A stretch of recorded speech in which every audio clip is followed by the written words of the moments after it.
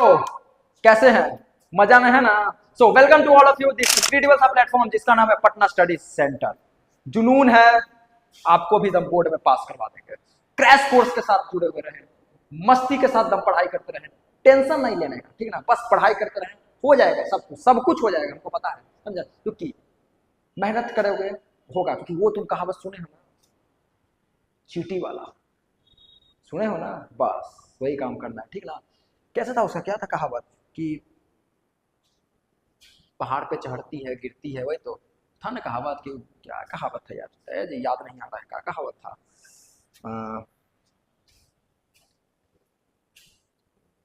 भाई गिरती चढ़ाई पर चढ़ती है, मन का विश्वास रखो में साहस बढ़ता है, गिरकर चढ़ना चढ़कर गिरना नहीं अखरता, आखिर उसकी मेहनत बेकार नहीं होती, आप कोशिश करने वालों की कभी हार नहीं होती। तो सो कोशिश करते रहे, ठीक है ना? मेहनत करते हैं, हम भी मेहनत कर रहे हैं ग्रो होने के लिए, आप भी मेरे साथ जुटे हुए रहें और मेहनत करें, आप भी ग्रो होइएगा। जीवन में मेहनत तो करना पड़ता है, बिना मेहनत के तो कुछ मिलने वाला नहीं है, समझ रहे हो ना? तो मेहनत करो, बस बात समझो। चलो स्टार्ट करते हैं। न्यूटन्स का इन्वर्टेड प्रिज्म एक्सपेरिमेंट। यहाँ तुम आपको पहले बता देते, व्हाइट लाइट जाता है विब्जियोर में टूटता है, ये वाला बात तुम क्लियर याद रखना। सबसे नीचे वायलेट होता है, मतलब वायलेट सबसे ज्यादा बेंड होता है, और रेड जो रहता है सबसे कम बेंड होता है। तो रेड का वेवलेंथ ज्यादा है, वेवलेंथ ज्यादा है। अब वायलेट जो हो गया वायलेट, इसका वेवलेंथ कम है, लेकिन इसका जो डेविएशन, एंगल ऑफ डेविएशन है वो ज्यादा है, बात याद रखो, ठीक ना? क्योंकि एंगल ऑफ डेविएशन सबसे ज्यादा किस में होता है सर? ध्यान दो इधर, एंगल ऑफ डेविएशन सबसे ज्यादा वायलेट में, ठीक है? न्यूटन्स इन्वर्टेड प्रिज्म एक्सपेरिमेंट क्या बोलता है कि तुम दो प्रिज्म ले लो, एक प्रिज्म ऐसे, एक प्रिज्म उसी को इन्वर्टेड उल्टा कर दो, तो अगर व्हाइट लाइट आएगा 7 लाइट में तोड़ेगा, फिर 7 लाइट आएगा व्हाइट लाइट बन जाएगा, एक जगह ब्लैक कलर में रहोगे तो वहां व्हाइट लाइट रहेगा, तो व्हाइट स्पॉट दिखेगा, जिससे तुमको पता चलेगा। एग्जाम में बहुत ज्यादा आता है बनाने के लिए डायग्राम, न्यूटन्स का इन्वर्टेड प्रिज्म एक्सपेरिमेंट, याद रखना। दो प्रिज्म लोगे इन्वर्टेड लोगे, एक बीम ऑफ लाइट गया 7 कलर, 7 से ये वाला लाइट, बात क्लियर है? चलो अब हम लोग दो और वर्ड देख रहे हैं, स्प्लिटिंग और डिस्पर्सन क्या होता है। स्प्लिटिंग और डिस्पर्सन में देखो कुछ बहुत ज्यादा अंतर नहीं है, ठीक ना? स्प्लिटिंग का मतलब वही होता है टूटना, और डिस्पर्सन का मतलब ये होता है टूटना, बस अंतर क्या है? स्प्लिटिंग मतलब होता है टूट जाना, और डिस्पर्सन एक प्रोसेस है जो लाइट में यूज हो रहा है, ठीक ना? The process of splitting of white light into 7 its constituent colour is known as dispersion of light बोलते हैं। तो व्हाइट लाइट जो सन से आया ऐसा गया 7 कलर में टूटा, फिर यहाँ से गया ये गया, तब हम लोग को यहाँ से रेनबो वो फॉर्मेशन होते हुए दिखता है। और याद रखना इसमें total internal reflection, sorry total internal reflection होता है, ठीक है ना? चलो अब उस पर कुछ कुछ हम लोग देख रहे हैं। एटमॉस्फेरिक रिफ्लेक्शन क्या होता है कि different layer of atmosphere has different density. हम बड़े बार बोले थे कि पूरा एटमॉस्फेयर है, सब जगह एक जैसा थोड़ी डेंसिटी है, कहीं पे मानो एयर ज्यादा है, जिस ऊपर ऊपर जाओगे एयर कम है, ठीक ना? ऊपर का थोड़ा डेंसिटी कम है, फिर नीचे नीचे जैसे जैसे जैसे जैसे नीचे आओगे वैसे डेंसिटी क्या होता है, बढ़ते जाता है।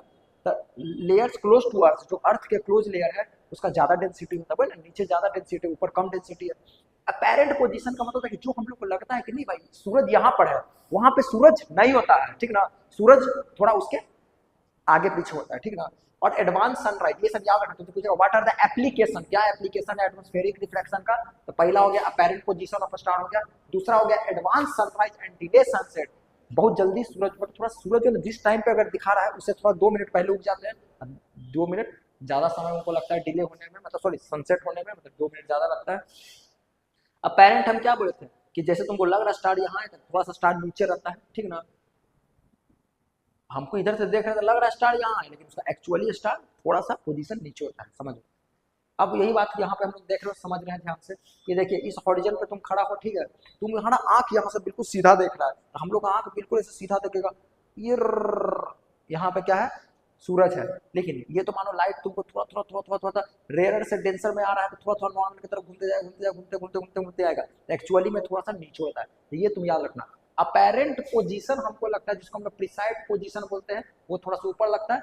और अगर हम ट्रू पोजीशन ऑफ द किसका सन का बात करें तो वो थोड़ा सा नीचे होता है, ठीक है ना? याद बात करना, डिफ्रैक्टिव इंडेक्स इंक्रीजिंग होता है, ठीक है? ब्लू कलर, आखिर आकाश ब्लू कलर क्यों लगता है? क्योंकि याद रखना विब्जियोर में सबसे ज्यादा डेविएशन जो है ना ब्लू लाइट का होता है, क्योंकि बाकी सबका ना वेवलेंथ थोड़ा कम, मतलब क्या बोलते हैं, बाकी सब समझो ना कि ज्यादा डेविएशन है तो वो समझो क्या बोलते हैं, molecules of air and other fine particle scatter blue light strongly that red होता है। रेड उतना स्कैटर नहीं करता क्योंकि रेड का वेवलेंथ ज्यादा होता है, ब्लू बहुत ज्यादा स्कैटर हो जाता है। जो स्कैटर हो जाएगा सब जगह पूरा स्कैटर हो गया, सब जगह तुमको वही दिख रहा है, तभी ना तुमको आकाश का कलर ब्लू दिखता है। तो याद रखना स्काई ब्लू क्यों होता है कि colour of sky is blue इसलिए होता है क्योंकि ब्लू लाइट जो है सर वो स्कैटर ज्यादा करता है क्योंकि उसका वेवलेंथ बहुत ज्यादा है। ये याद रखना जो हाईलाइट किया हुआ है कि ब्लू लाइट में sir blue light strongly than air, air से ज्यादा स्कैटर करता है। क्या करता है सर? स्कैटर करता है। ब्लू लाइट का स्कैटरिंग पावर ज्यादा है as compare to red, red से, इसलिए हम लोग का आकाश ब्लू दिखता है। यदि नो एटमॉस्फेयर, अगर एटमॉस्फेयर ही नहीं होगा, मान लो यहाँ से पूरा हवा हटा देंगे, तब तुमको आकाश बिल्कुल डार्क दिखेगा जैसे यूनिवर्स दिखता है, क्योंकि यूनिवर्स वैक्यूम है, वहां पे एयर नहीं है। एयर रहेगा, व्हाइट लाइट आएगा, सबसे ज्यादा स्कैटर कौन करता है? Blue light. तो ब्लू लाइट क्या होगा? पूरा ब्लू लाइट समझो फैल जाएगा, और जब ब्लू लाइट फैल गया तो स्काई हम लोग को ब्लू ही दिखेगा। बात बिल्कुल क्लियर है। उसके बाद सन का अपीयर्स रेड, जब सूरज उगता है उसमें लाल दिखता है, सूरज जब डूबता है उसमें लाल दिखता है। इसका पोजीशन, इसका मतलब रीजन बताइए क्या है? और वही दिन में देखते हैं तो वैसा दिखता है। लाइट ट्रेवल्स इट शॉर्ट, देखो दिन में क्या है, तुमको ये बात पहली बात क्लियर है, ये तुमको हम समझा चुके हैं कि जो व्हाइट लाइट है सर ये 7 कलर से मिलकर बना हुआ है विबजियोर, इसको रेनबो में बोलते हैं, ठीक ना। तो मानो ये प्रिज्म है, यहाँ से व्हाइट लाइट जैसी गया 7 कलर में टूट गया, 1 2 3 4 5 6 7, ठीक ना। मानो सबसे ज्यादा कौन सबसे ज्यादा घूमता है? सबसे ज्यादा घूमता है विबजियोर, मतलब सबसे ज्यादा घूमता है वायलेट। कौन? गलती हो गया था, सबसे ज्यादा घूमता है वायलेट, और सबसे कम कौन कौन घूमता है? रेड। तो समझो जिसका एंगल ज्यादा नहीं घूम रहा है, ज्यादा नहीं डाइवर्ट है, ये समझो ज्यादा किसका डेविएशन है, ज्यादा कौन घूम गया? वायलेट। और सबसे कम कौन घूमा? रेड। जिसका जीवन में कम डेविएशन है, इधर उधर नहीं है, वो समझो सीधा रास्ता पे चुपचाप जा रहा है। तो उसी तरह रेड क्या है? ये लॉन्गर डिस्टेंस तक चल जाएगा। देखो व्हाइट लाइट यहाँ से आया सूरज से, ठीक है, सुबह में क्या होता है? देखो समझो बात क्या है। मानिए तुम इस जगह पे खड़े हो, इस जगह पे खड़े हो, मिड डे दोपहर में क्या हो रहा है कि सूरज तुम्हारे पास ज्यादा नजदीक है, ज्यादा। सुबह शाम में क्या होता है? सूरज थोड़ा सा ज्यादा दूर है, ठीक है। शाम में क्या हुआ? यहाँ से रेस लगा कि हाँ भाई आते हैं, व्हाइट लाइट आएगा। कौन सा लाइट आएगा? White light.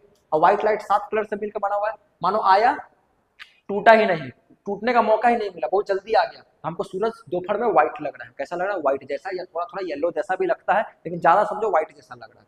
लेकिन जैसे तुम सुबह हुआ, सुबह में तो बहुत दूर है सूरज, यहाँ मानो 5 ही सेंटीमीटर पर, यहाँ मानो 50 सेंटीमीटर पर, थोड़ा मानो दूर है, सपोज कर रहे हैं, तो मानिए थोड़ा दूर है, यहाँ से रेस लगा व्हाइट लाइट का, चलो हमको गौरव पाठक को दिखाना है कि हाँ सूरज उग गया है, समझा। तो यहाँ से मानो रेस लगा, आते आते बहुत सारा क्या लाइट है, ये सब क्या है? वायलेट हो गया, ये सब जो है ना क्या बोलते हैं, वायलेट, इंडिगो, ब्लू, ग्रीन, ये सब डेविएट है, ये सब इधर उधर घूम गया। इधर से रेस लगा, आया थोड़ा सा टूटा, वायलेट बोला अब हम इधर चलते हैं, ये गया थोड़ा सा, ये इधर चलते हैं। लेकिन जो रेड है ना, वो क्योंकि रेड सबसे ज्यादा इसका वेवलेंथ है, बहुत दम बिल्कुल समझो सीधा जाता है, रेड दम सीधा इधर से यहाँ आ गया, हमको आंख में दिख गया। तो बस ये याद रखना, जब सूरज उगता है मतलब सनराइज, तो सूरज जो है ना उसका पोजीशन बहुत ज्यादा दूर होता है, मतलब हम लोग से पोजीशन उसका दूर होता है, जिससे क्या होता है? रेड कलर का वेवलेंथ ज्यादा है, तो वेवलेंथ के कारण रेड जल्दी पहुंचता है क्योंकि उसका एंगल ऑफ डेविएशन कम है। बस पॉइंट क्या लिखना है? पहला कि जो सन है सर डे टाइम, या डे टाइम की बात करें, डे टाइम से अच्छा बोलते हैं सनराइज लिखो या सनसेट लिखो।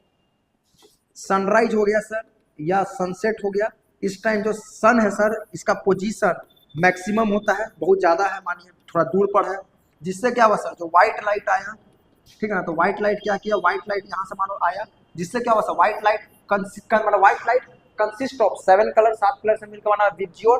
बाकी सब सर डेविएट कर गया, सिर्फ एक ही लाइट जो है वो डेविएट नहीं किया, वो कौन है? रेड, क्योंकि रेड का डेविएशन पावर कम होता है, वेवलेंथ ज्यादा होता है, तो रेड यहाँ पहुंच गया, इसलिए light travels in greater distance से पहुंचता है। ये बात क्लियर रखना कि देखो सब इधर से घूम गया, लेकिन रेड इधर से यहाँ पहुंच गया, और यहाँ पे तो दोनों एक साथ पहुंचा, इसलिए हमको पूरा व्हाइट लाइट दिखा, तो व्हाइट लाइट मिल गया, समझो light travels in short time.